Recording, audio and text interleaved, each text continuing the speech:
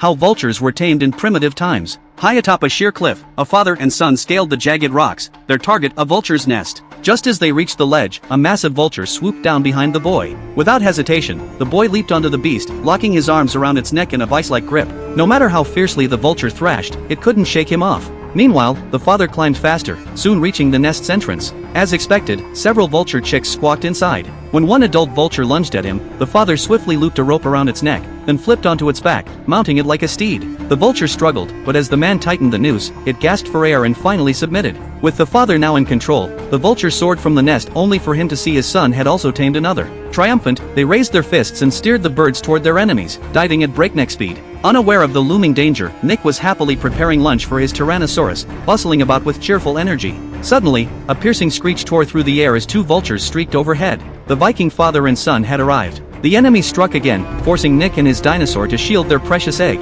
One vulture swooped to attack, but an arrow struck at mid-flight. Mia, positioned nearby, had taken the shot. Enraged, the son veered his vulture toward her. Before Mia could retreat, the beast's talons snatched her up, lifting her hundreds of feet into the sky. Dangling perilously, she clung to its claws, then seizing the moment when the vulture shrieked, she vaulted onto its back, tackling the boy. Desperate to shake her off, the boy rained blows on her. As Mia teetered on the edge of death, Nick lunged, grappling for control of the vulture to save her. The chieftain, unwilling to surrender his mount, clashed fiercely with Nick atop the bird's back. Watching the struggle below, the chieftain's son made a snap decision. He began gnawing through the ropes. At the critical moment, Mia let go, plummeting downward only for Nick to catch her mid-air, spinning gracefully before landing them both safely on another bird. The battle raged on, but unarmed, the chieftain was no match for Nick. With a mighty heave, Nick hurled him off, sending him tumbling hundreds of feet before he crashed onto rocks below. Yet, despite the brutal impact, the chieftain staggered to his feet only to witness Nick delivering a brutal kick that sent his son spiraling to his death. Devastated, the chieftain stumbled to his son's broken body.